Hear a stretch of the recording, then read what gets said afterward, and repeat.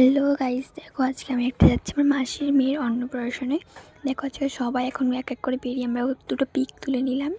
Pick তুলে আমরা আস্তে আস্তে যাচ্ছি রাস্তার দিকে, দিয়ে টোটো ধরবো।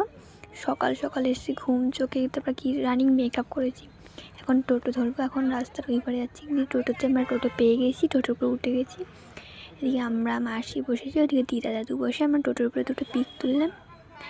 দিয়ে এখন যাচ্ছি আমরা, তারপর একটু দাঁড়িয়ে ফুল কিনে নিই। দিয়ে এখন আমরা যাচ্ছি, দেখুন। দিয়ে আমরা পৌঁছে গেছি এখন ব্যান্ডেল। এটা যাচ্ছি আমরা ব্যান্ডেলে। কারা কারা ব্যান্ডেল থেকে ভিডিওটা দেখছেন অবশ্যই কমেন্টে বলবেন।